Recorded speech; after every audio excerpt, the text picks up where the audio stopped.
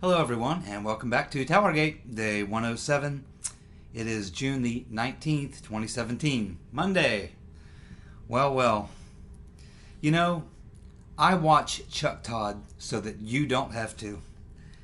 And that's a heavy price, but I'm willing to pay it. You know, he's probably my least favorite, and I could never understand how Chuck Todd ever got the job. I mean, it's just amazing the standard and how far it has slipped in the corporate media. But just one quote I'll give you from him. Basically, he said, "The presidency is in peril." And of course, he's talking about Trump being under investigation for obstruction. Now, it's hard for me to believe that he actually believes this. He has to be making this up as clickbait for his viewers. This has to be purely for ratings, because he cannot possibly believe this. But nevertheless, I sat through all I could stand of Chuck Todd, and that's mostly what you need to know. But the main point of today's video was that I wanted to talk about the Oliver Stone, the legendary filmmaker Oliver Stone, who recently did this long series of interviews, hours of interviews with Vladimir Putin, which will be very interesting to when we finally get to hear this. I imagine we'll have to pay for it somehow, which is perfectly fine, or wait until someone puts it on YouTube, or maybe we'll see excerpts of it, bits and pieces of it. I think I've already seen a couple clips actually, but it's not part of the actual interview. It's like a pre-interview where they're sitting there kind of talking. But it's going to be very interesting, and I understand that in this interview that they get into talking about the deep state and the entire amount of deep state operations that are going on against Donald Trump. And so Putin and Oliver Stone are discussing this, and it's fascinating that Putin would want to get into that discussion, but apparently Oliver Stone gets him in this discussion, and it's back and forth, and there's some very incredible things to be learned from that, I'm sure, because no one would understand the deep state better than, say, Putin or someone like Oliver Stone. These guys, you know, they roll with a different group of folks than we do, and they probably see a lot of things that we don't see, know a lot of things that we don't know, especially if you're the president of, you know, a country. But Oliver Stone has been around, and he's a very smart dude, and I like Oliver Stone. And you know, his war movies are great, and I never minded that he took the anti-Vietnam War position, because I ultimately also was opposed to the Vietnam War, and I probably should do a video on that someday about that, but I don't think I ever have. But that would be like a 5-part documentary or something, because it's so involved to explain the entire, you know, Vietnam thing in 15 minutes is hard to do. But anyway, getting back to this interview and talking about the deep state, I came to realize that, you know, in this entire thing that's happening, that it's not just Donald Trump who is the target of this particular operation. This is a much wider operation, and it is certainly a deep state operation, which means the media plays a massive role. And so essentially, you know, when we think about it, we are all, right now, you and I, all of us, are all targets for this massive psychological operation, which is what this is. This is a big league major psyop. It is a psychological operation to destroy the president, either get him impeached or neutralize him so he can't act. You saw recently that the Congress got together and quickly put together this bill of sanctions against Russia at this particular time to force Donald Trump to have to sign on to them sanctions, knowing that he probably did not want to. But the political environment and the way the deep state works is they have made it impossible for him to do what he said he wanted to do in regards to relations with Russia, which is 180 degrees the opposite of what the deep state wants to have go on with Russia.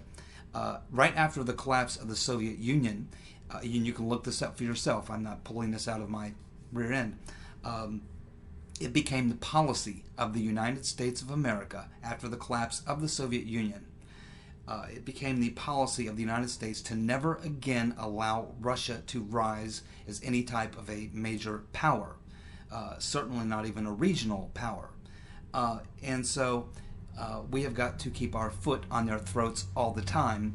And of course, has a lot to do with defense contracts and NATO and all sorts of other things in the mix. And so Donald Trump wanting to pursue a different type of a foreign policy with Russia is completely a no-go with the deep state.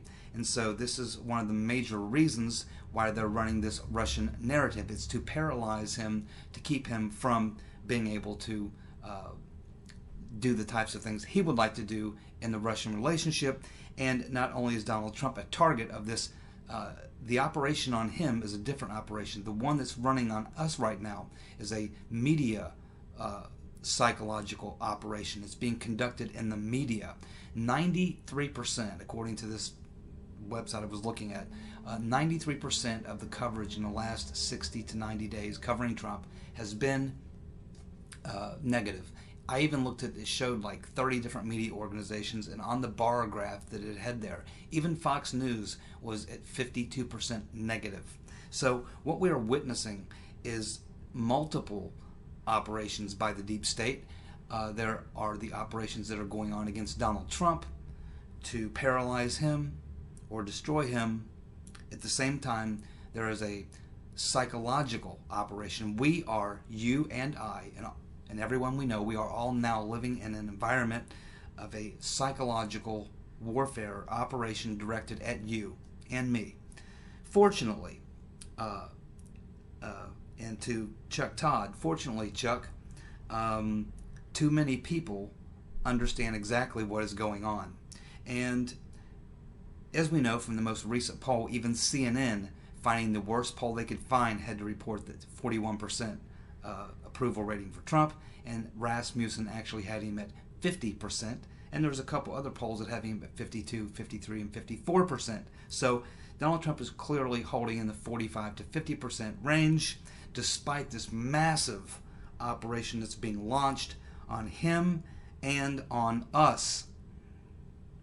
And this is atypical. This is not, anything outside the normal or the ordinary. There are always many psychological operations actually running on us a lot of the time. And it happens mostly when you're going to war or something like that, when they actually have to create an enthusiasm for something that they want to do that normally you would not want to do. And so they have to trick you, lie to you, or manipulate you, which they do using the media. And for those of you who don't know, when Mr. Paley created the very first television network, which I believe was CBS or ABC, one of the two, from the very beginning, when he decided to put together this first TV network, he was told by the deep state back then that, yeah, it's a wonderful idea you've got there, but you'll need, of course, licenses, and you'll need this and this and this, and of course we would like to make sure that we have a healthy say about what things you broadcast on your network. And of course he was good with that, from the very beginning. And so and of course we know about all the Operation Mockingbird and all the various types of campaigns that were run in the 60s and 70s here against these civil rights, the Vietnam War. So we know all these things.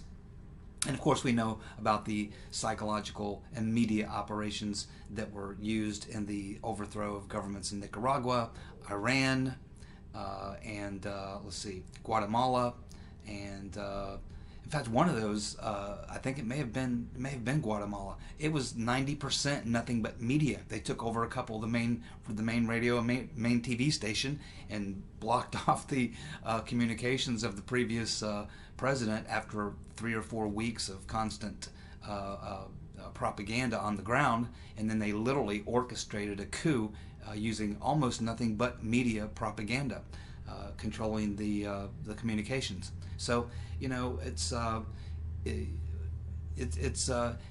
again, it's not going to work.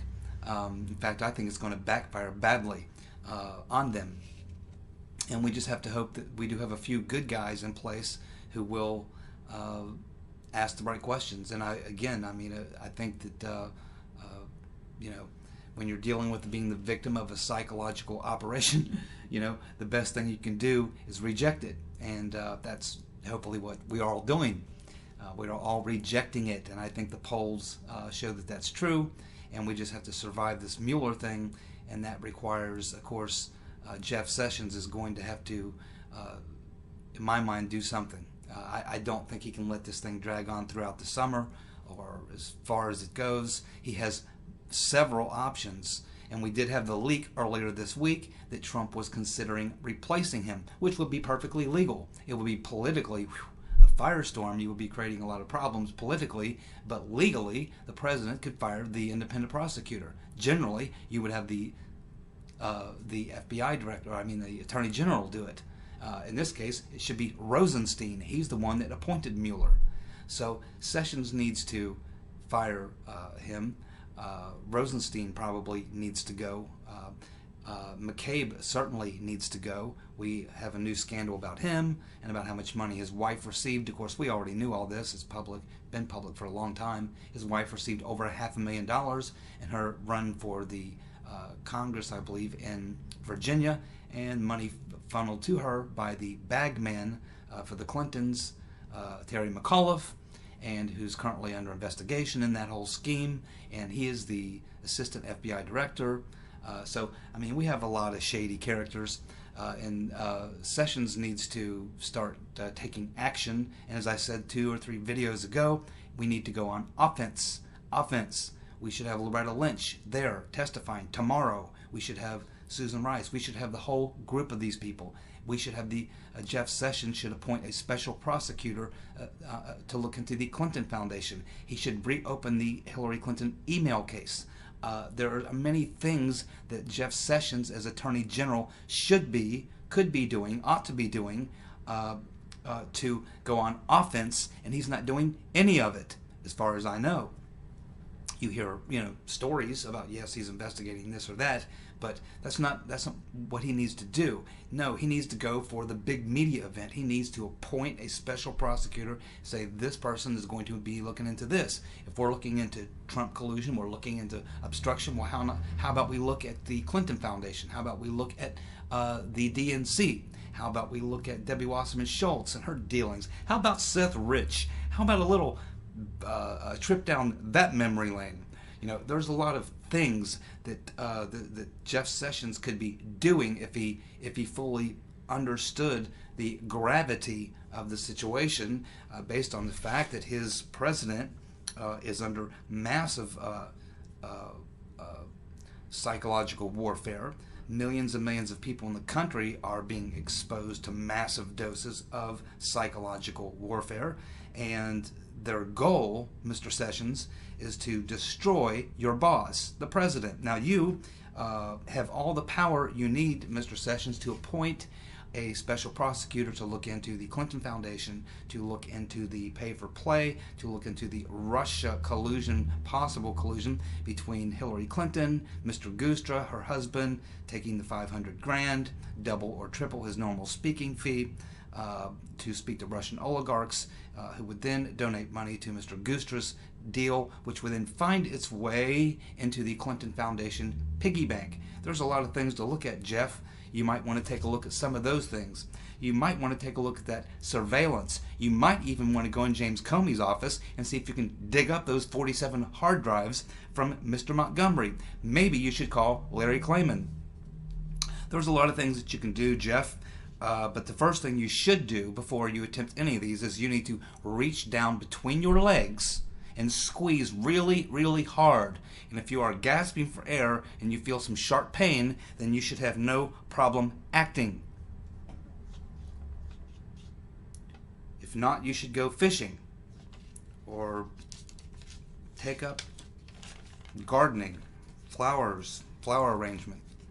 buy a floral shop, move back to Alabama and do some flower gardening or something. Maybe some medicinal marijuana. I know you're a huge fan of that industry, Mr. Sessions.